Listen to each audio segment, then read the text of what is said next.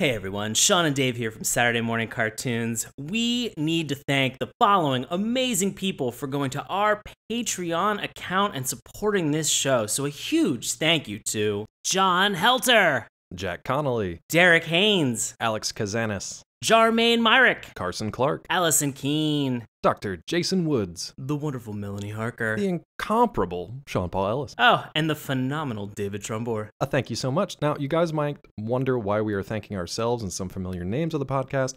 It's because we want you to know that we not only appreciate your donations to the podcast here, but we are actually putting in our hard-earned dollars as well. So to give you guys an idea of what you can actually get for some of these monthly contributions through Patreon, if you can't contribute any money whatsoever, we would love it if you guys would just visit patreon.com/SaturdayMorningCartoons. Remember, that's morning with a U, and just share that link out among your social media pages. That would help us out a lot and just get the word out there.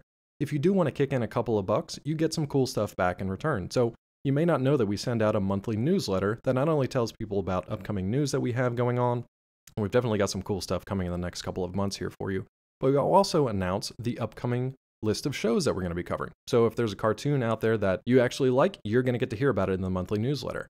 Other than that, you also get special thank yous in the newsletter. You get a special shout out like this one right here in each and every episode. You can get early access to weekly episodes, and you can also get access to our special behind the scenes rambling between Sean and myself. Oh boy. Yeah, there's some gems in there. So you're going to want to check that out. Again, head on over to patreon.com/SaturdayMorningCartoons to do so. And thank you so much to everyone who is a current patron. Thank you to our patrons. Thank you so much for listening. And now, on with the show.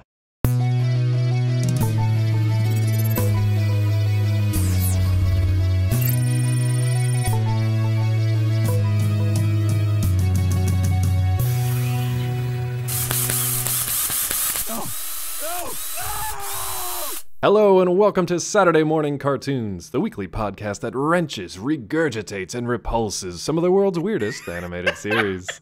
Coming to you from Peaceful Pines, I'll be your bioexorcist, Dave Trumbore. Joining me as always, the author of the handbook for the recently deceased, it's Sean Paul Ellis. How's it going, bud?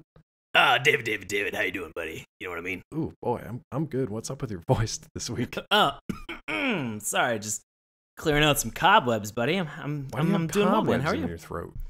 It's October. We're getting closer to Halloween. I thought it would be decorative and festive to decorate and kind of dress up my throat a little bit. We talked about this, and you did it anyway. And I think you should probably go see a doctor, probably like sooner than later.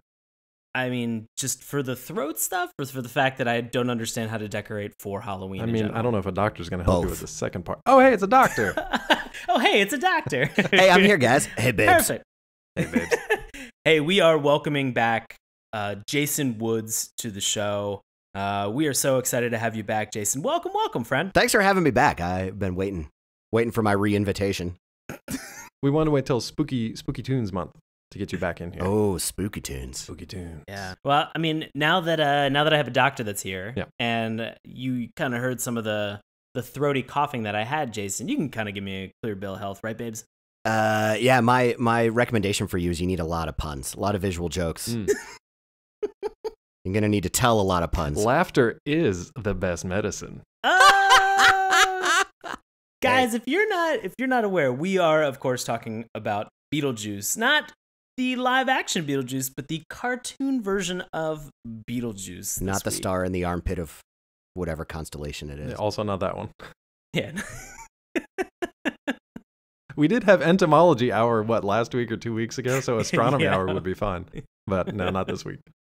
We're learning a lot every week, bit by bit. But if you'd like to learn a little bit more about Beetlejuice, Beetlejuice is a Canadian animated television series. Get the fuck out of here. I know. Canadian? It's Canadian, guys. Every time. We can't escape last month. This series ran from 1989 to 1991 on ABC, and then on Fox in 1991 only. It was developed and executive produced by the live-action film's director, Tim Burton. Danny Elfman's theme for the film was arranged for the cartoon by Elfman himself. So, you know, if you loved the movie and you loved the music from the movie, and how could you not love the music from the movie, it has made its way and it is incorporated in a wonderful fashion into the cartoon that we watched tonight. So, Dave, what's up? Can I ask you guys, did you watch the live action film when you were a kid or since then? And then after that, did you watch this series growing up, Woodsy? I did. So I think I love this movie a lot because I dislike most horror movies. Like I did as a kid. I still don't enjoy watching them. And so Halloween would roll around every year and there wasn't a lot that I enjoyed seeing. And this is one of those that just really stuck with it. So when the cartoon came out, I loved it. And I didn't realize how much of a fan of puns I was as a kid. But I think adult me is a little bit disappointed in childhood me. Sean, what about you? I was about to say, Jason, welcome to the revelation that we make every single week here. I'm continually disappointed with 14-year-old me. I loved Beetlejuice. In fact, I had the VHS cassette tape of Beetlejuice, and I used to continually go back and watch the one scene that Michael Keaton had in the movie, which was the only time that I'd ever heard somebody really use the F word in a movie, which is the scene where he goes, "Nice fucking model," and then grabs his junk, he goes, "Honk, honk," and then kicks over, he kicks over the model of the tree. Yeah. And I don't know what it was, but I would just rewind and watch that one scene and crack up. Every other kid was rewatching porn movies on Rewind. Sean's over here watching Michael Keaton say fuck. Just cackling like a maniac at the entire thing. I mean, look, this movie has Alec Baldwin.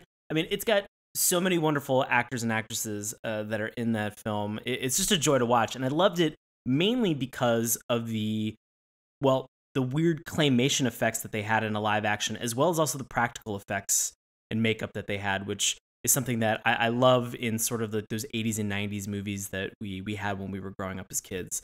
So I was a huge fan of this. And as a result, I ended up watching a lot of this cartoon. Yeah, for me, I mean, coming back to visit it now as an adult, I really appreciate the story that they have as well because it's super original. It's an original take on sort of death, the afterlife, ghosts and haunted houses.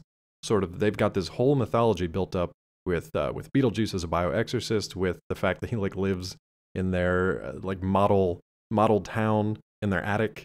But he's also from this world where there's creatures and just corpses walking around, and they've all got this kind of hierarchy, this kind of red tape bureaucracy that they have to go through after you die. They've got a handbook to guide you through it. They've got sandworms. I mean, there's just so much crazy stuff in there.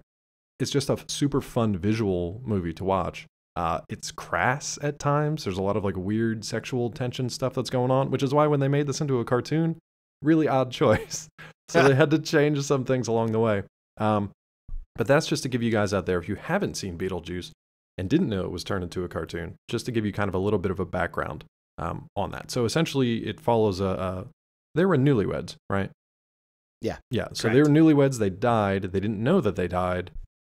And they found that life had kind of moved on without them.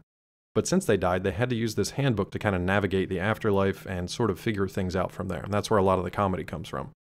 The star of the movie and of the series is a guy named Beetlejuice. He's sort of this shyster. He's kind of a snake oil salesman. But he's also kind of half poltergeist, half ghost kind of thing. And in the movie, he's really a huckster, but he's also kind of dangerous and kind of nasty. Yeah. So and sometimes the hero. And so sometimes I kind of appreciate that he goes back and forth between wanting him to do well and then him getting defeated. Yeah, definitely. And it's interesting to watch that because he is always playing people. And of course, Keaton does a fantastic job with it. But that's to just set you up for this cartoon, which we'll talk about, so you can appreciate some of the changes. So here's what the cartoon is all about.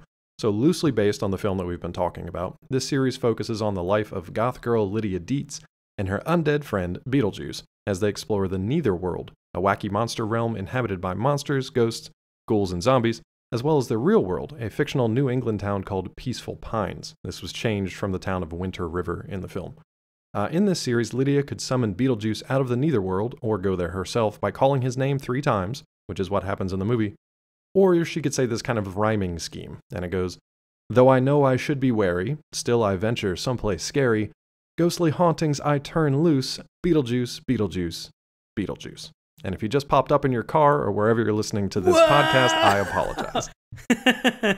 Occasionally there are some other effects from the chant as well, such as Lydia's room basically changing into an entire gothic castle. So they really had a lot of fun with that mythology, and they changed a lot of stuff up here and there.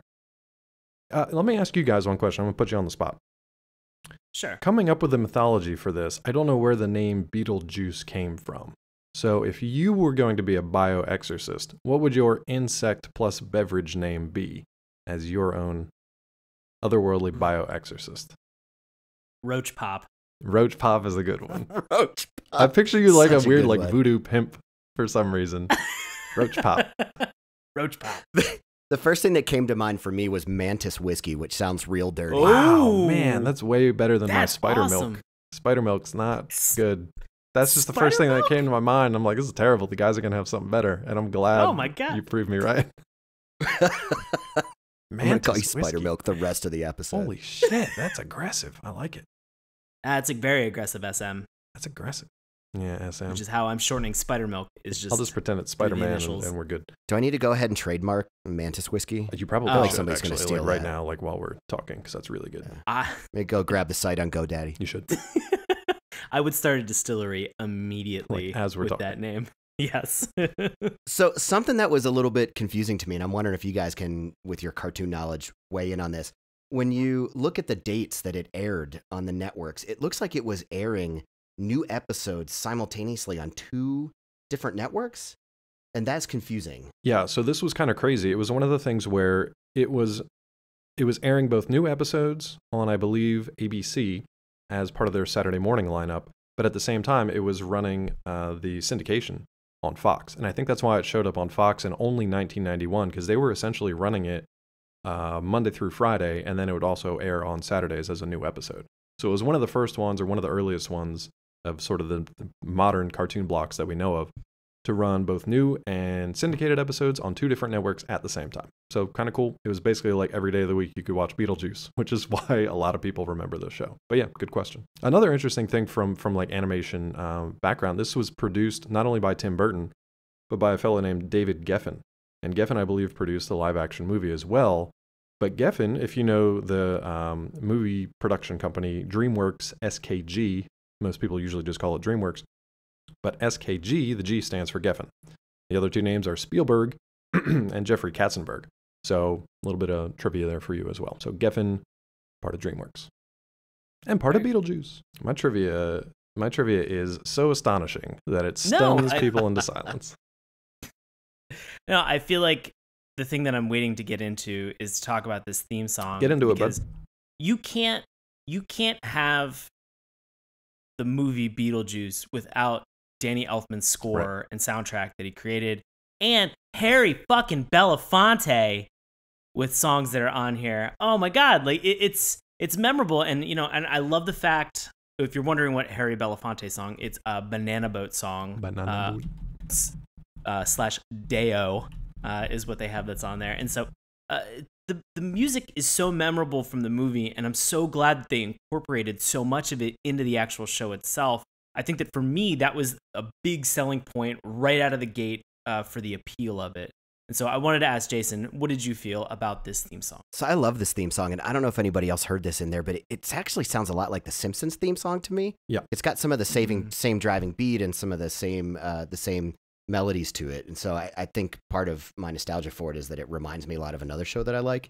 I 100% agree with you. It felt very reminiscent of The Simpsons. It felt really familiar within its own kind of cartoon vein, as well as also in the vein of the movie as well. So, Dave, any thoughts for you? Yeah, I mean, just to go along with that, obviously the music is a big part of this, possibly the biggest part of it, but the visual is something completely insane too. It's sort of this like endless tunnel into the depths of your television. You're just like continually going into the TV and finding like a new thing on the other side. So you go into like a cannon, you go in through like multiple doors, you go down through like a sandworm. It's a really trippy experience to watch this thing, especially with all the kind of chaotic music going on and the sort of echoey voices of Lydia and Beetlejuice coming in from left and right. It's kind of a surreal experience to watch this thing. So even if you're not going to go back and watch the whole episode or the whole series itself, go back and just watch the theme song intro. It's pretty trippy. I really like that they have a mix of kind of animation styles as well. So they've got like traditional, then they've got what looks like a sort of photorealistic sort of still image, and then they've got a little bit of CG in there as well, which we'll talk about in a second. And it really represents the animation style of the rest of the show. Yeah. Just kind of the visual absurdity, and there's so much going on, and it's so hectic. And I feel like I watched it through a couple of times, and every time you pick up something that's new. And that's just in the theme song. Yeah, and there's so much going on there that it's like it's impossible to pick up everything the first time because it's fast, but it's also just you're continually moving into the screen. So it's weird. It almost feels like it is transporting you into their wacky cartoon world, which is pretty cool. And you kind of have to do that when you've got an Elfman score. You have to. So the thing that I feel is so crazy about moving from the movie version of what we understand Beetlejuice to be to the cartoon adaptation is that we've mentioned that sort of in the movie, Beetlejuice is sort of this kind of chaotic neutral. Like he can be good, he can be bad. He really doesn't care either way as long as he kind of gets a laugh out of it. Yeah. Is sort of how I or makes money. Yeah, or makes money. Yeah. Or gets a Zagnut. Oh, yeah, good reference to the movie. Nice. So they have all these things that he is doing in the film. And so to kind of take this and adapt this and say that now he's become friends with Winona Ryder's character, Lydia Dietz, you sort of see a little bit of that friendship. Now, if you are coming into this cold in 1990 or 1989, a year after the movie came out, you might not know the dynamic of the relationship towards the end of the film. With sort of if anybody remembers the end of the movie with Winona Ryder levitating and sort of singing the Harry Belafonte song to kind of close out the movie. Very fun ending to it, and it's sort of nice to see that friendship has kind of retained and continued on. It's challenging though because we've mentioned that like there's so much energy, there's so much movement. As Dave mentioned, it's sort of going down into the depths of this netherworld. There are so many characters that are brought out that you really have no frame of reference or context to be able to understand who's there. Now they have all of these weird cast of characters, but Dave, what's up? Oh, well, I wanted to stop you because I want to get clarification on the end of Beetlejuice the movie, because I have questions about what you think the relationship between Beetlejuice and Lydia is supposed to be. So what do you think, Sean? What do you think's going on? I know Woodsy's got comments. Sean, what do you think's going on with Beetlejuice or with Lydia at the end of the movie? Well, at the end of the movie, she's sort of moving because the people who were there, Alec Baldwin's character and Gina Davis's character, sort of understand that they're dead, and they've kind of come to the ability where they can use their undead powers to kind of have fun and enjoy stuff. Presumably, what's happened in the year that the film has ended and the cartoon starts is that they've either been able to like pass on to the afterlife and their characters are no more. And so I'm assuming that Lydia Dietz has that connection to the afterlife and the netherworld, and she kind of wants to retain some of that influence or that kind of fun that she has with it. And that's kind of why she relies on our good friend Beetlejuice. Okay, Woodsy, what do you got? So the way I remember the ending of this movie going is, the main couple from it, Alec Baldwin and Gina Davis, were sort of accidentally completely dying and going away, and Lydia gets Beetlejuice to save them, but only by agreeing to forcefully marry him, and then gets saved out of it by Gina Davis's character. So I always thought it kind of left exactly how that relationship was a little bit up in the air, because she had been friendly with him, but then he tries to sort of extract this marriage. And I think the reason that he wanted to is because if he was married to somebody who was alive, then he could haunt anywhere that even outside of his like portal into the realm. So they kind of skip over some of the potential, forceful marriage pieces when they jump into this cartoon, and they're just kind of like the outcasts that are each other's best friends. Yeah, and that's what always messed with me when I was a kid, because I would watch this movie and be like, well, clearly Beetlejuice was like a weirdo and a bad guy. Why are they just like best buds now?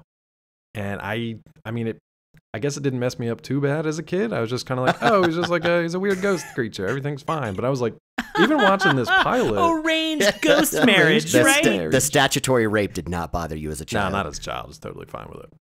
On the wrong end of things. But, yikes. But watching this pilot again today, I was kind of like, this is still a little uncomfortable for me now. Because it wasn't really. Yeah. I mean, we'll get into the plot in a second, but he's like, I met Lydia a year ago, and for our friend anniversary, I'm going to get her a present. I'm like, you basically forced her into marriage. Otherwise, her like parents and her best friends were going to be tormented forever. It's kind of a weird thing. Are we cool now? Like, is everything cool, I guess? I want to say that when we get to this point in the plot where we can talk about this, I'll tease it out a little bit. I want to know how everybody celebrates their 1-year friendiversary with each other. That's been noodling around in my brain because I feel like a shitty friend because I don't think I've ever celebrated one. But we'll get to it in a minute. Do you get my yearly dick pics? That's what that is? Yeah, yearly. I get like daily. It's one of those reasons. This thing that's like real zoomed in, and you can't tell what it is till you zoom far out. It's exhausting, is what it is. I'm gonna be honest with you. You have a really pixelated penis, Jason.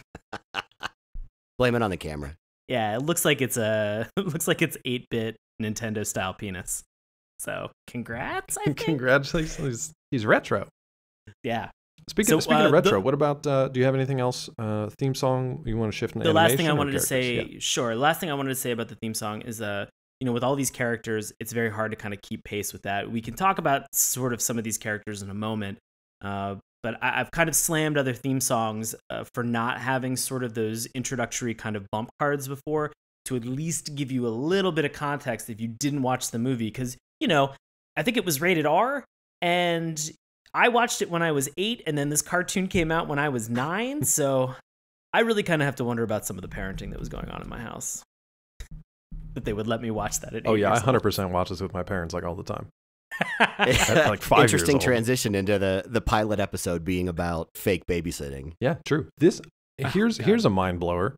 Because this was 1988, this was rated PG. Get out of here. Get out. It was PG because it was 98. What was it, like 99 when Spielberg was like, oh, yeah, the when he distinction was forced only like PG-13. PG or R, so it was either kids or adults, and there was nothing in between. He was like, I'm Spielberg, we're going to do PG-13. Yeah. Oh, my God. PG. Can you imagine Beetlejuice this day and age being PG? That's like Land Before Time is like PG now. Ridiculous. Littlefoot. The Tree Stars. God. Man. If you guys give us enough money on our Patreon, I'm going to do a movie marathon of all like 13 Land Before Times without sleeping. It's going to be great. And then at the very end of all of it, we're going to write the 14th Land Before Time on Twitch for everybody, and all creative input is welcome. Yep. Via Mad Libs. Yeah, 100%. Oh, Jesus. What were you going to say, Jason? Oh, no, I made a complete aside about how sometimes when I watch Land Before Time, I want to kick Petrie right in the face. It's in the script. Put it in the script. So can that go in the plot point? Yeah, sure, 100%. We are now kicking Petrie. I think he's aged a little bit since the first Land Before Time, but he is gonna get a dinosaur boot right in the face. Dinosaur boots. Now we're talking Dinosaur like Ice boots. Age. I don't know where we are anymore. All right, let's bring it back to Beetlejuice. Let's get into the animation style, because there's one kind of major style, but then there's a couple little extra things kind of worked in here. So Sean, what struck you about the animation style? I love the fact that they retained sort of the core essence of what's important about Beetlejuice. Big, kind of crazy, wily eyes that are sort of sunken, and they do a great job of sort of exaggerating and highlighting the fact that they're sort of sallow, kind of like gross, jaundiced, weird colored in the back of his head. The iconic black and white pinstripe suit that the character's wearing, and then just the disgusting, absolutely gross green jagged teeth that he has that he's constantly showing off in this cartoon. It's so much fun. You can see this character and immediately recognize it. I love it. The same goes for the Lydia Dietz character. It still retains a lot of the qualities of the actress of Winona Ryder. I really like the fact that a lot of the animation that we have that's in this is very angular. There's a lot of very straight lines that they have for chins, for bodies. And then sometimes on certain characters, everything just seems to kind of flow naturally. And I think that some of that plays into sort of the crazy energy that these two characters exhibit on a Beetlejuice more than Lydia. But just it allows them to kind of just be a little bit more fluid in motion, which is something that I can appreciate. So I think I really did enjoy this actual style of animation for the main characters. Jason? I love the fact, and you brought this up, that when they're animating them kind of just in their normal interactions without any of the absurdity going on, It's very stark. It's very angulated. And then they frequently switch back into different characters, or they're playing somebody different, or Beetlejuice's body completely transitions. And then the animations for when they do that are a lot more fluid and a lot more coordinated. And I think it sort of helps you distinguish what's his real versus the things that happen just because of his powers. Versing him punchline a joke. I wanted to bring this up because this is new for the cartoon show compared to the movie. Oh yeah. I mean, that must have been hell on the animators. If we're talking about this, look, it's bad enough that you have to animate like people moving around or running or clothing shifting on a body, or hair moving in the wind, or just facial expressions.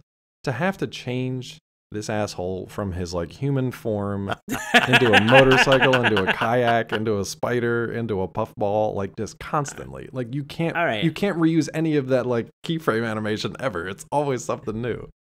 Yeah, I mean, if we're getting into this, I think that it plays into my enjoyment of this cartoon, because if this was something like we've made mention, and oh man, I can't believe we're going back to Canada Month.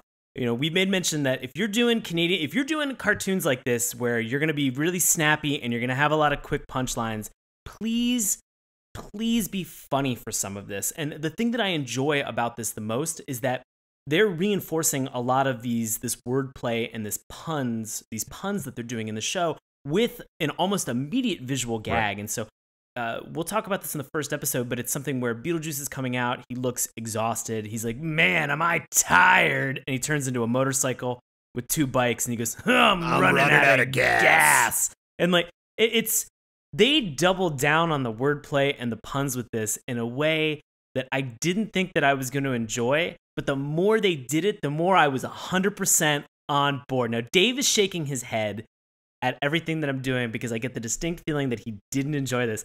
I loved every moment of it. It was dumb, and I felt that what happened was every time they did the visual gag, it confirmed the fact that even if the joke wasn't great, it was just that quick visual representation that sort of accentuated it and solidified my enjoyment of it. This reminded me so much of Looney Tunes. Like the puns and the jokes were so ridiculous. It was things that were on screen that anytime they said something that could have been a pun and they didn't do it visually, I found myself disappointed. Yeah. See, correct. For me, it was like watching like a bad like vaudeville act or something that just the guy wasn't going to get the hook. Like he's just up there and he's just doing his shtick and he just is magically able to transform. Why into do you the things hate fun? I don't know. Maybe it just wasn't my day, but I do like the fact, I will give you this. I do like the fact that they pair the dialogue gag, the verbal pun, with the visual gag. I think that's super fun, and I really enjoy it. The problem is when you can see it coming and you know what's going to happen, it makes it twice as bad because it's like I can not only predict like the audible pun that I'm going to hear, I know what the visual is going to be, and then I'm super mad about it. I actually really enjoyed that aspect of it, Dave. Yeah. I've got to disagree with you on that because I think that it's something where if you can set that pattern of behavior to a point, and we're not kidding, there are puns and there's wordplay where they'll start with one and then they'll do like 3, 4, 5, and they'll just go off on it into infinity, and you're just like, okay, maybe now's a good time to stop. Yeah, and they never do. They set that pattern up, and being able to then see what they're going to do with one and predict the second, the third, the fourth. I think that that's actually rather clever writing on their part. I will say there are some really clever puns in there that are well over the heads of kids that are going to be watching this. Sure. So we can talk about those in a little bit. Like we can pick what our favorite ones are. The problem is we can't talk about the plot super in depth because literally every line of this show is a pun. I don't even care which character we're talking about. It's not like Beetlejuice is doing it and then Lydia's like, oh, Beej, stop screwing around and like, what's up, clean man? all the blood up, please, because this place is a real mess. Oh, yeah, know what I mean? Yikes. we should get into the characters. I want to make just one brief comment about the animation. There are random things in these episodes where you just get like an aside that is a commercial for something. And it is usually done in a different kind of style. There's usually like a spokesperson who's in sort of a CG style for some reason. And it's like super, super early, late 80s, early 90s CG. So it's just kind of like, it's real weird. And it just kind of jumps out at you sometimes for no reason. And they don't use this all the time, but in later episodes, they've used this character. We'll talk about him in a second. But yeah, go ahead, Sean. It almost looked like a weird mixed media at certain points, and they continued with it. It reminded me distinctly of MTV's Liquid Television, some of the interstitials and bumps that they had for that show. Yeah, definitely. Okay, let's get into these characters. I want to know from you guys, what is going on with Beetlejuice and Lydia? What is this relationship? Because it's what the whole show is based around. Woodsy's making a very obscene gesture of a finger and then a circle with another hand, now it's and explicit. them being inserted into each other with force. Do you really think that they were lovers, Jason? Do you really think they were just casual hookups? She is, by the way, she is like in 6th grade at the beginning of this, so she's like 12. Oh, that's even creepier. Yeah. And illegal. Jesus. Yeah, I mean, the setup from the movie and the cartoon show are the same, where she's kind of an outcast. She doesn't really have any friends in real life. And this is her escape, whether it's real or not. So I think he serves sort of the friend foil. He is the, chaotic, neutral character that does the things that she wishes sometimes that she could do, and then turns her into the responsible one. It was interesting though, like any dads out there, dads especially of girls who have to worry about like their daughters dating or like just random boys showing up or going out to. Imagine if your daughter could just like say a phrase and a random dude who's possibly hundreds of years old could just pop into your daughter's room and had all sorts of magic tricks. And the first thing they did is like dance in the air. I feel like Mr. Dietz, if he knew what was going on, would probably be having a conniption at this point. Sometimes I just walk around my place and I'm just like, David, and then Dave will just show up. I just get yanked out of whatever I'm doing. It's like really inconvenient. Just pulled straight out of hammer space and right into my house. Also quite painful. It's weird. Yeah. Is it painful? You've never said that. It is. I try to, not complain about it. But the weird thing is when sometimes you get like David Muir, which is frustrating for me because I'm a little jealous, but it's fine. Oh, I'm sorry. It's okay. Should I follow it up with your last name from now on? Probably, just to be very specific. Okay. Yeah. Property Brothers. If anybody listening is unfamiliar, Dave is the third property brother. I think they actually we actually have a third brother, so I'm going to say the fourth. Okay, well, What do I know? But I mean, you're the third in the set of twins. Speaking of too many characters, who else do you like in this show? Did we meet anybody else, really? Well, I actually like some of the characters that we didn't really get a lot of screen time with. And I made mention in the very beginning in the theme song that there are this cavalcade of characters that we're getting. I love the sandworms. Yep. Yeah, they were fun from the are regular movie. fun. They're also supposed to be like terrifying. Yeah. We also have Jacques Lalanne, who is the French skeleton bodybuilder. Of course. That Beetlejuice lives in a roadhouse with. We have you see her in the theme song. But you see Jacques in the episode for like a split second. Right. You also see Ginger, who is the tap dancing pink spider that he lives with. And again, I know that we made reference to the Looney Tunes character. There is the monster across the street who looks like Gossamer from Looney Tunes, but he has a Texas accent for some reason. So it's like a weird mix, an amalgamate of like these bizarre characters that we've seen in other things. Again, I think the success of this cartoon is because there are so many elements that are relatable and transferable and borrowed from other media and cartoons. Yeah, and they do mix a lot of those in. A lot of these are puns, right? So Ginger the Tap Dancing Spider is based on Ginger Rogers. The monster across the street, like you said, is kind of a weird mashup of Yosemite Sam and Gossamer. And Gossamer, if you don't know him by his name, he's that like giant walking mass of hair that you see always harassing like Bugs Bunny. But they also have other names like Bury Me Not. Yeah, these are more puns that we got here. Beetlejuice has parents apparently named Bee Juice and Nat Juice. Yep. There's an assistant to the mayor. The mayor's name is May Not. I don't know. May or may not. Just got it. May or may not. May or may not. Oh, I'm so glad that we came to this conclusion together. Yikes. Can we cut that? That was embarrassing. Yeah, no, unfortunately. No, that was a great discovery. I'm proud of all of us. We came on a journey. He has an assistant named I Am Smallhead. Okay. And then there's also a judge named Judge Mental in Netherworld. But I want to say the I Am Smallhead, the Harry the Headhunter character that's in the live action Beetlejuice, that always creeped me out. And the fact that then they shrunk the shrunken Michael head dude. Keaton Beetlejuice's head at the very end of the movie. Whoa, what's going on? Ah! I love like that was. This might be a good look for me. I think that's his line. Something like that. I think so too. It's pretty close. In a much better voice. Oh man, but yeah, I think what Dave is trying to say is that there are so many characters that fulfill the whole idea of these puns and wordplay, and so the wordplay and puns, because I feel like we can't begin to talk about this without moving into the actual episodes and the plot itself. The puns don't stop at the actual wordplay and the visual gags. It's inherent in the naming of the characters. It's everything. It's at its core. It is like the nucleus of this show is just bad wordplay and puns.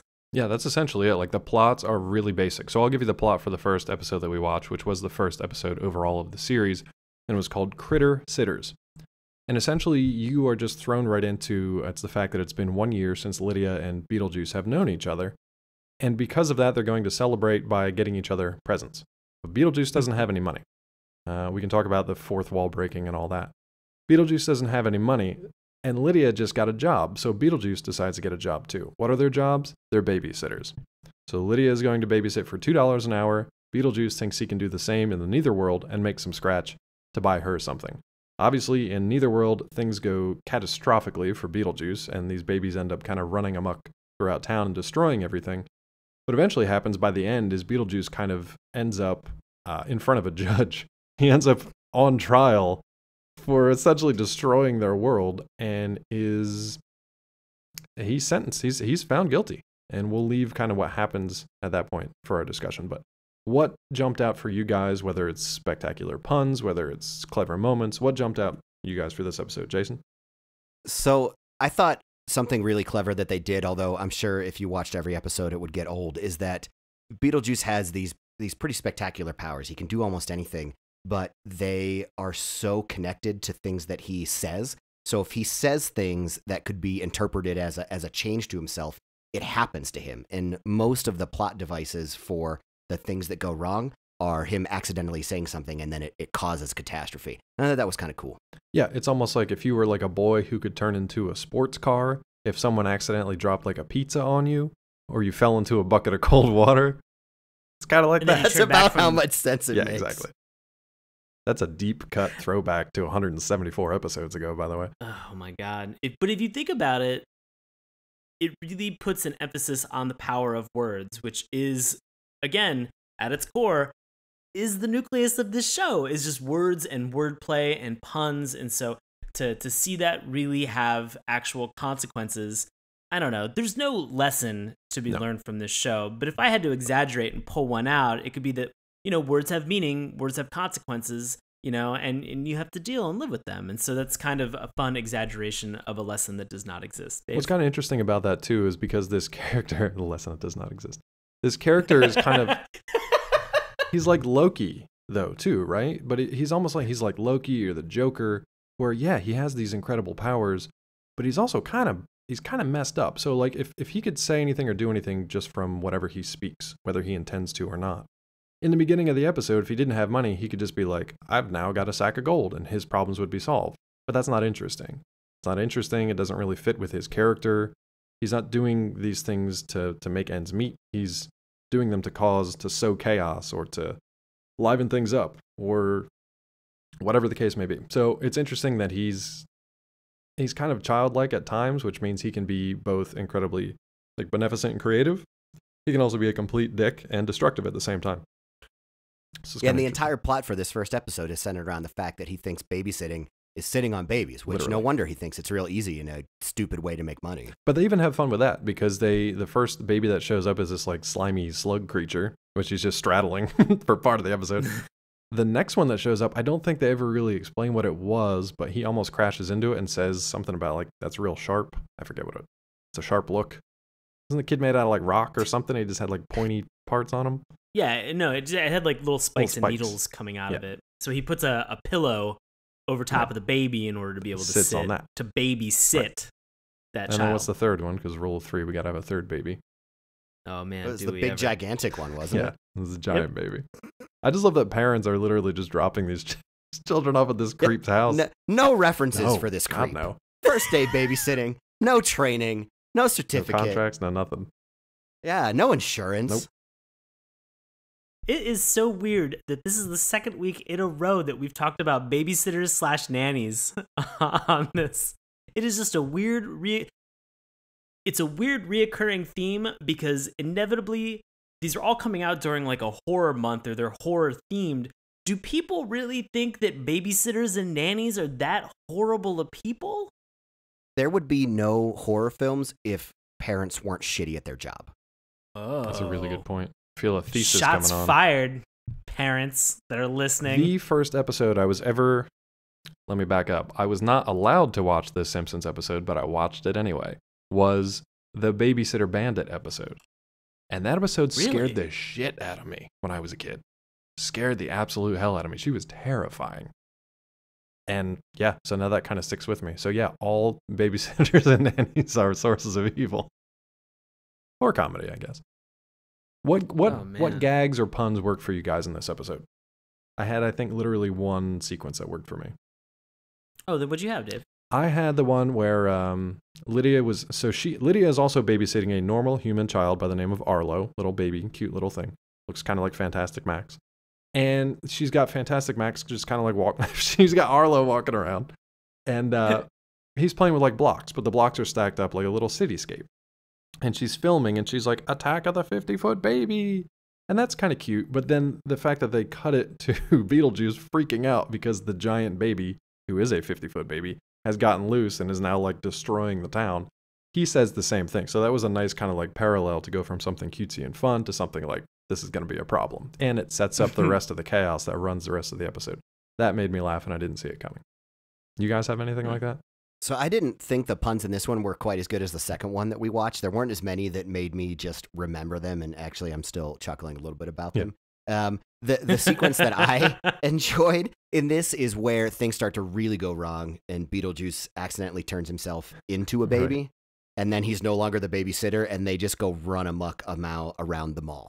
And that I found hilarious because all of a sudden he's even more childish than he was to begin with. And the entire rest of the series or the scene for that is Lydia just trying to convince him to say that he's an adult or grown up now. Right. I was going to say, to piggyback off of that idea, Jason, I love the fact that then you get this weird historical information saying that that a baby Beetlejuice back in like 1977 created like the Great Pudding Riots. The Great Pudding Wars. Great Pudding Wars of 77. And so you get, they're like, because they're interviewing, at some point there's a newscaster who's interviewing a police chief.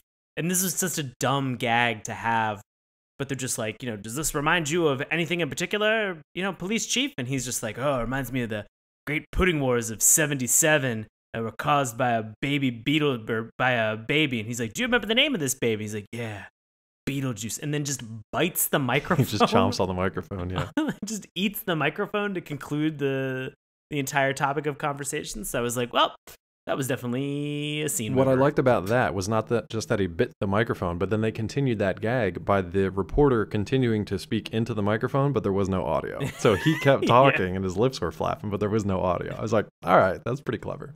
They definitely paid a lot of attention to details throughout. So I'll give them that. I really thought that it was kind of interesting because they make mention about the fact that early in the episode that Beetlejuice can normally fly around, but he can't fly when there's a sandworm that's there.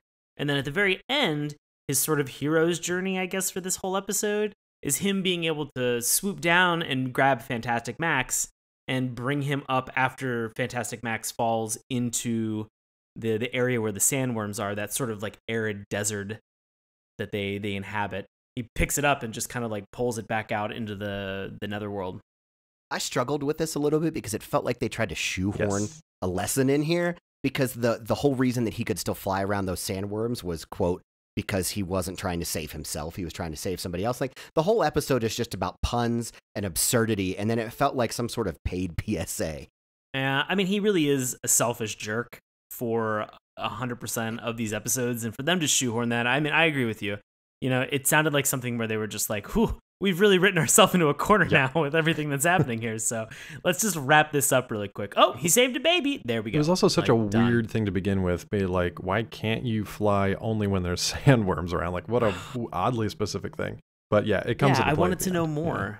I wanted to know more about why he couldn't. I want to buy do that. Scream Puffs personally. I just want to buy some Scream Puffs. Yeah. Dave, if you could tell me, Scream Puffs, do they come in any different flavors? I honestly don't remember. I just know they're from Ghastly Farms.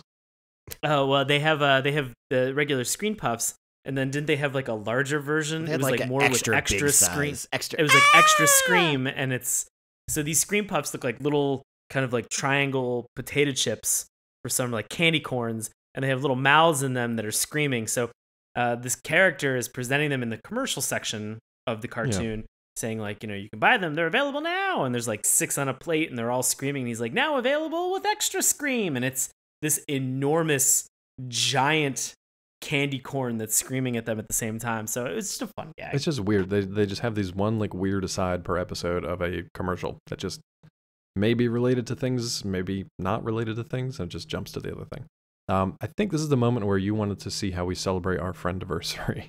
Yeah, so I want to know, because we have, so what was the ultimate thing that we find, because that's the impetus for this whole episode is the friendiversary gift. And so we have the friendiversary gift where Lydia gives what to Beetlejuice, guys?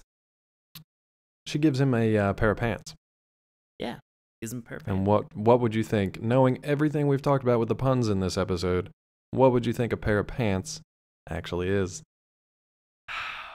It's bad because he opens a box and it's like it looks like it's like 2 kind of mouths that are panting like a dog, just kind of going like, and that's the whole. I always wanted a pair of pants. God damn it! And Beetlejuice gives to Lydia. It's a spider brooch. Yeah, like a spider brooch, a spider necklace. Yeah. That's kind of nice. And so that's it. So I just want to know, guys, how would you celebrate a friend anniversary? I think I would get them a toilet book of like 1,000 puns, and if they rejected it, I would say, now we are definitely friends, because that was the correct decision. And if you take it, then we are no longer friends. It's trickery. So your friendiversary gift is more of a test. test than it is a gift. It's a test. Very selfish. Test. I test all friends on our anniversaries. And then I get to keep the book and use it again next time. Oh, okay. See how it works? Or just use it do you re-gift it for other friends? I re-gift it to other friends. Assuming? And if I make more friends, the more friends I make, the longer I hold on to that book. Oh, that's you guys are both, sweet story. as we speak, there's a book heading to you in the mail. I've already failed that. Yeah. Oh, good. I think my friendiversary present to you would be one of those rolls of toilet paper from Spencer's that have funny things written on them. I've got a Pittsburgh Steelers like one puns, sitting upstairs. But then you could wipe your ass with them. Yeah. See, that I'd like, actually. That would work for both of us, right? Damn it. You're a better friend than me. This is actually crazy because we've had 2 friendiversary gifts, and yours, Dave, was like a book that you would read on the toilet. Yeah, it's weird toilet related. Jason's friendships. is something that you would use on the toilet. I don't know. I guess maybe I would give you guys like a fun Beetlejuice toilet seat cover. It'd be fun, I guess. Yeah. For Jason and I, for us, it'd be kind of fun and nostalgic. And for Dave, it'd be like you were pissing on this show. And yeah, but I'm not going to piss on my toilet seat cover. That just got clean No, enough. man, you lift it up. Well, it's got Beetlejuice on the inside, so you can see him, and then you bank shot it into the toilet. Torture every day. It causes a mess. Look, yours was a test. Mine causes a mess. This is how we're working this out. Guys, we have terrible friendships. You couldn't tell. Anything else from this first episode before we jump to the pun-filled spectacular that is Not So Peaceful Pines? Let's get into this crazy. Come on, did Judgmental not make you laugh? Judgmental was okay, but I read it ahead of time, so it was like, that was it. He's a judge who's judgmental. Oh. Let me explain that again. Explain it, please. Judgmental. What's his regular name before he passed the bar exam though? Before he became a judge? Shitty non-judge, Mr. Santa. Mental. No, I actually know the answer to it. It was Sentimental. Sentimental. Sentimental. It works on You 2 jerks. levels. It's terrifying, but I like it. Sentimental. Yeah. Cool. It's Judge Sentimental. So, it works multiple ways. I like it. All right, what's going on in this episode? This one was interesting because they throw a little twist in, a third of the way through to kind of mess with you. Sean, what would your synopsis be of this kind of overall episode? The idea behind this episode is that, again, words have meanings. The thing that Beetlejuice says that pertains to himself, about himself, can have consequences, and then everybody has to suffer with those consequences until, again, we can use words and puns to kind of heal or fix that wound/problem that's available. So the whole idea behind this is that there is a noise in a racket that is in Peaceful Pines that affects the Netherworld, which I don't understand 100% how that works or functions, but it does because this is how stories work for the sake of this show. So Beetlejuice is able to get the mayor to hire him to take care of and remedy the problem of these loud, noisy neighbors who are throwing constant parties. And so he does. He does it in like 5 minutes, and then the mayor... Yeah, and then the mayor welches on the fact that he said that he would pay him cash to do it, which then Beetlejuice makes a comment, and it splits him into 2 different Beetlegeists. What exactly did he say? He's so mad he could split or something like that? Oh, he's so mad he's beside himself? Yeah, he's so mad. Beside himself. Yeah, beside himself. Splits in 2, which is essentially like a good Beetlejuice and a bad Beetlejuice. So like his worst and best sides distilled into 2 completely separate entities. And that was kind of cool because it was like, I did not expect to go to that place at the beginning of this episode. So I was all right with that.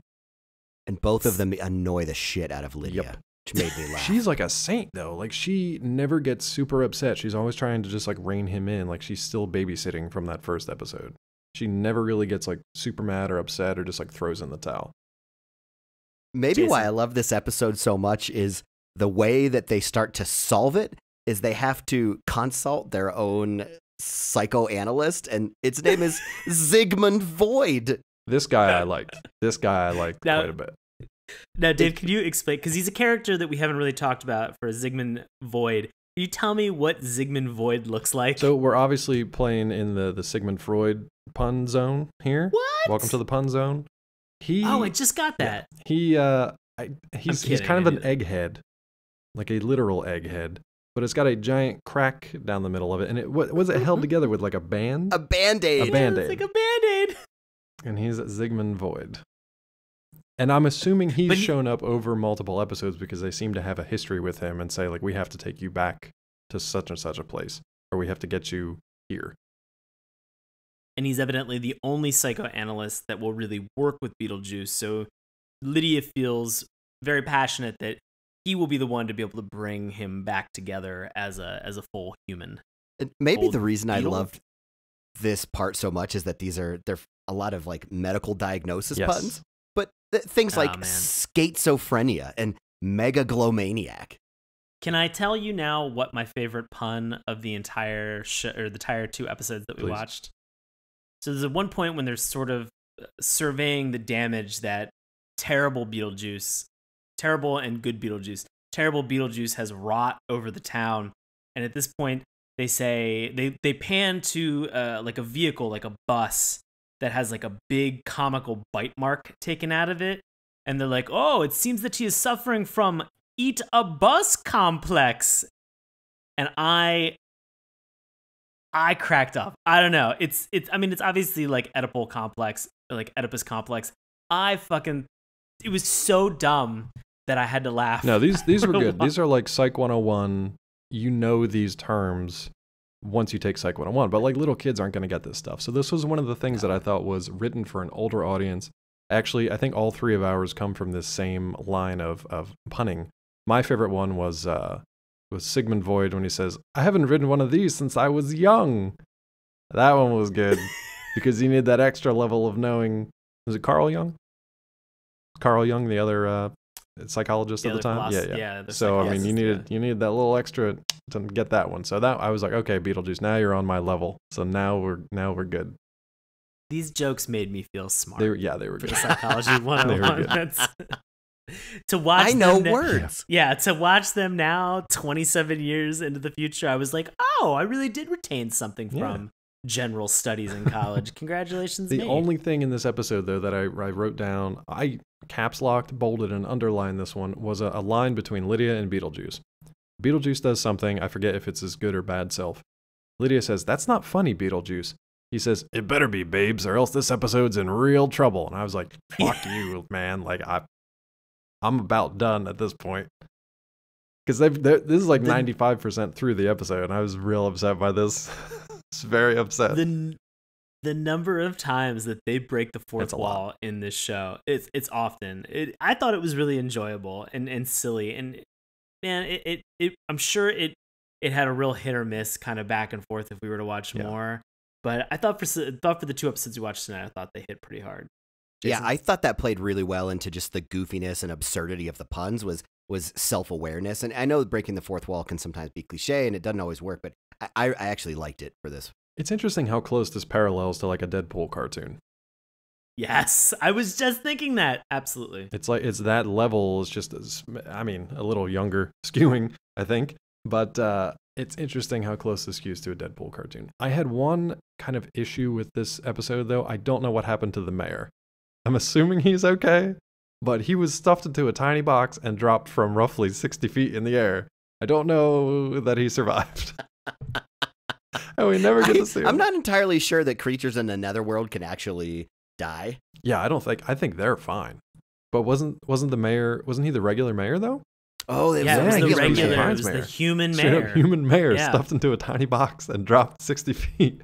I don't think he survived. Poor decision not to pay the ghost. I mean, yeah, that was on him, dude. A little pinch-faced politician. I really don't blame Beetlejuice for freaking out.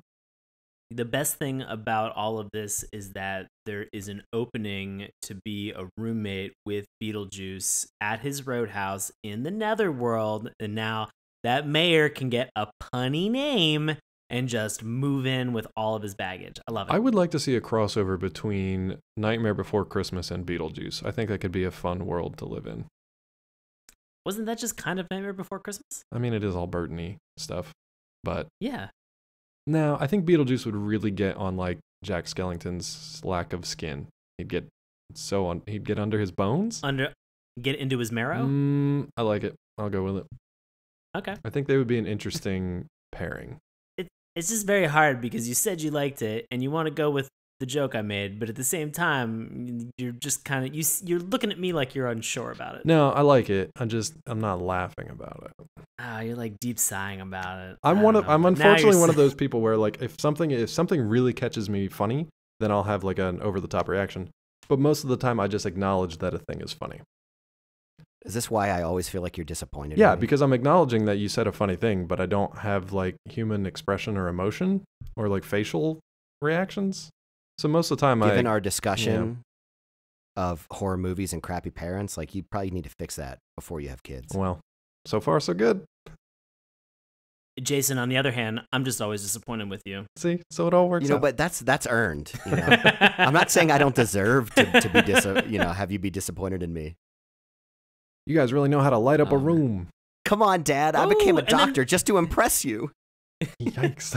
Based on the pun that Dave just made, the room should like light up suddenly like it's on fire. I will say this. I really liked how he handled these boisterous partygoers, because that would have been scary as shit. He makes a lot of puns, but he does it in a pretty intense fashion by like haunting their food, their drink, their surround system, by revisiting his kind of like carnival-esque self from the final act of the live-action movie, where he kind of is like the circus tent that kind of like unfurls and takes up the entire living space, but then he starts shooting off fireworks.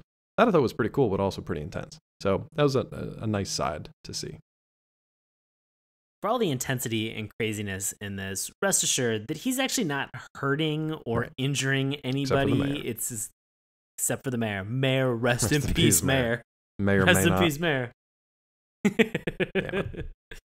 Anything else that jumped out about you for this second episode that we watched? Not necessarily for this episode, but it's been bugging me since we started this recording, and I couldn't place whether I actually knew the right thing, but I think you're wrong about the song that was at the end of the live-action movie. Because you said it was Deo, and it's definitely this.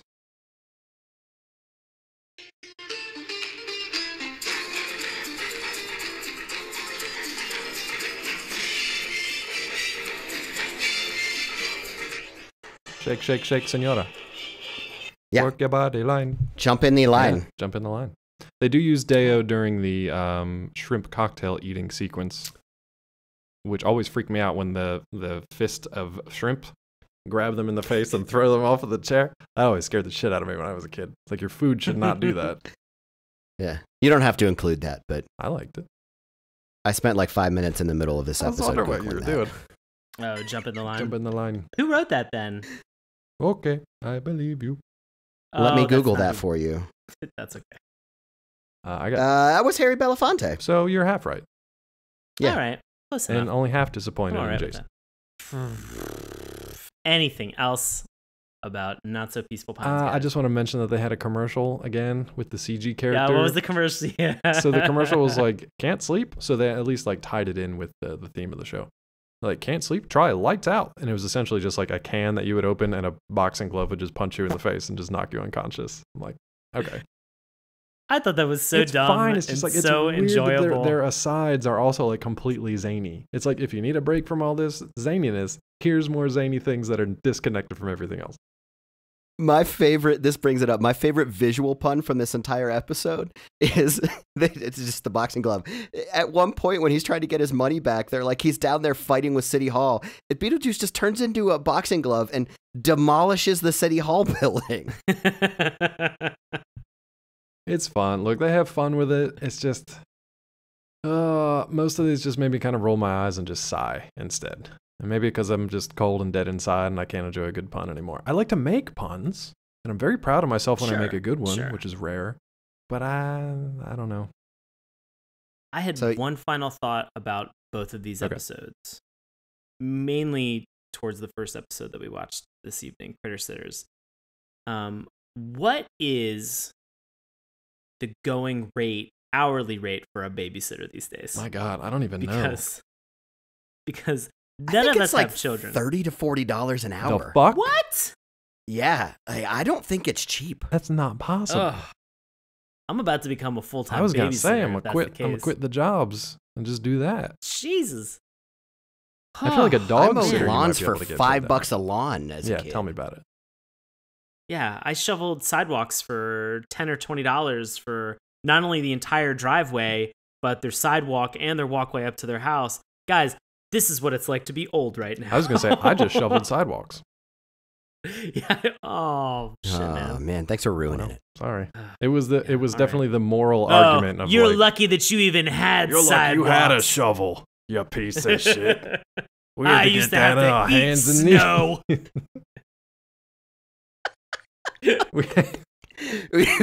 We used to have to clear the entire sidewalk with plastic spoons. We used to have to eat the So snow help right me off if- the ground until you burst. So help me if there was any gravel in there. Constantly bad. So they posit the whole idea that at the beginning of this episode that Lydia Dietz is making $2 an hour to be able to babysit Fantastic Max. And it, like, in my brain, I remembered, I think probably one of my earliest jobs, because I was fortunate that I grew up in a neighborhood that was a whole bunch of cul-de-sacs that were kind of all linked together. And my neighbors had like a very young baby.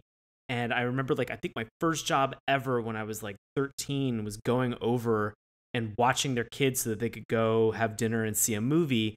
And I got over there and they had already put the baby down to sleep. And so they were like, you can eat whatever you want in the fridge. You can watch whatever you want on TV. Have fun. And knowing me, I probably brought my VHS of Beetlejuice. Probably popped that sucker in there. Just so, watch the episode where he grabs his junk and swears. nice fucking model. It was probably 100% me. We didn't do the babysitting thing. We just went to a neighbor. And if that neighbor was gone, then we went to another neighbor. And if that neighbor was gone, we went to the drunk neighbor where you weren't really super confident in leaving your kids with, but most of the time they came back okay. Is this the start of Land Before Time 14, the horror That's story? how it starts. Oh my God. That's how it starts. A drunk dinosaur comes in and is watching the kids. Littlefoot sitting on an armchair. That's how smoking a Petrie gets cigarette. kicked in the face. Hey, Littlefoot, why don't you come sit on my lap? Oof. What? What's wrong? Oof. You too old to sit on your lap? I don't like the way that this turned. Petrie, quit flapping around. Pissing me off. Who was the female Triceratops? Sarah. Was her name Sarah? Sarah doesn't exist. What? Her species doesn't exist. Oh, okay. I love you just gave up on dinosaur facts immediately. I'm not gonna fight you on Triceratops dinosaur trivia. I know they got the bones got wrong. the bones. Oh God, we've gone way off track. We obviously have very distinct, passionate opinions about Beetlejuice, but guess what? The internet also has some additional thoughts and ideas about this show. So we are going to hand this over to longtime listener and friend of the show, Bobby Anthem, for this week's Love It or Hate It. Bobby, take it away, sir. This week's Love It is from Jennifer B. Jenkins from the United States, entitled Beetlejuice, Beetlejuice, Beetlejuice, and submitted on July 14th, 2006. I watched this show when I was like 3, and I adored it. Now, after seeing the show again on AOL, I have fallen in love all over again. Lovable characters, superb animation, a very good CG commercial in every episode I've seen so far. This was before the time CG was widely used. Great plots, BJ's laugh, BJ's outfit, BJ's sexiness.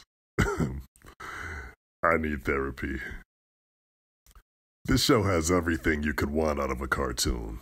I give this show 10 out of 10. Now get out of that hole you're living in and go watch some Beetlejuice. Though I know I should be wary, still I venture someplace scary. Ghostly hauntings, I turn loose. Beetlejuice, Beetlejuice, Beetlejuice. And our hated, entitled, Was Not As Good As I Thought It Was.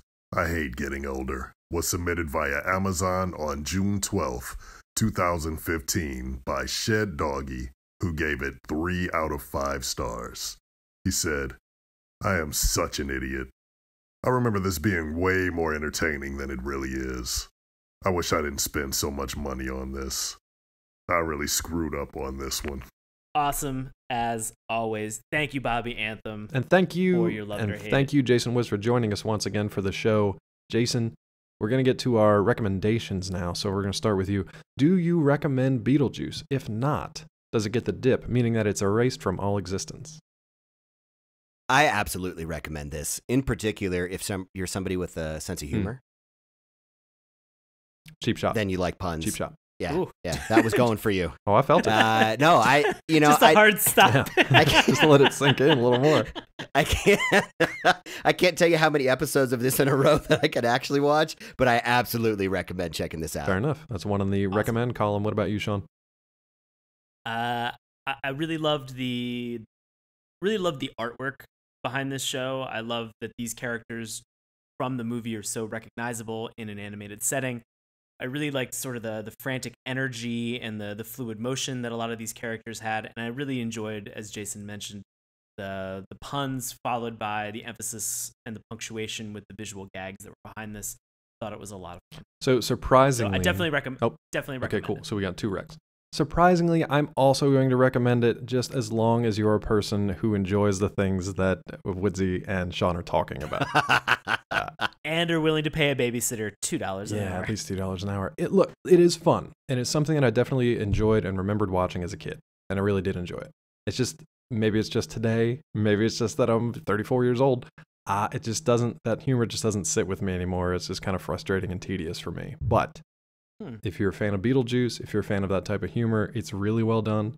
It's smart when they get a chance to be smart, and when you're looking for it, there's some stuff that'll surprise you. So yeah, I'd say recommend it. It's a solidly put together show, and the production quality is pretty up there. They're not skimping on anything. They've definitely put a lot of original animation into this thing. And even honestly, we didn't talk about it much, but the voice acting is really good. It's clearly not Michael Keaton or Winona Ryder, but the voice acting is really good. They do a really good job with the characters. So it's a solid show. It is Alec Baldwin. It is Alec Baldwin for all other parts, including may or may not.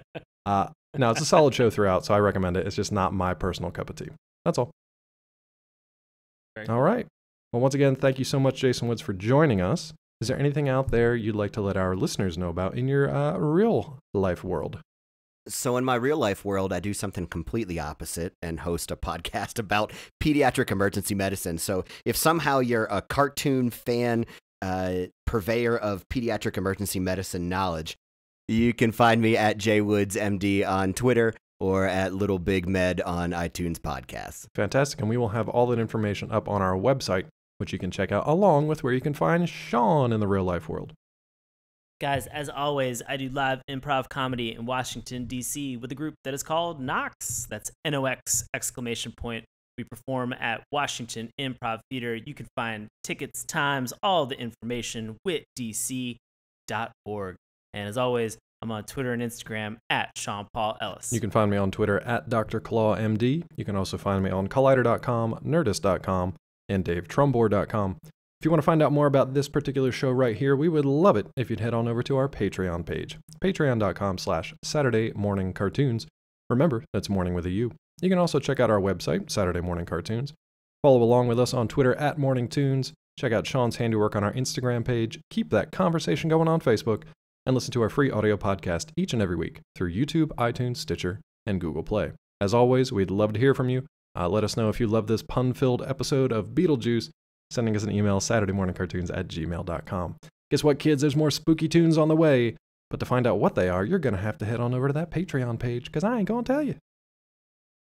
What? That's right. I'll tell Woodsy, because he asked nicely, but I'll do it offline. Aw. Thanks so much again, Dr. Jason Woods, for lending your expertise and your time so graciously to this silly little podcast. We really do appreciate it. Thanks for having me. Always. All right, guys. Thanks for listening out there. We will see you next time. Hey, everybody. Thanks a lot for listening to Saturday Morning Cartoons. Now, if you'll excuse me, I have to transform and roll out.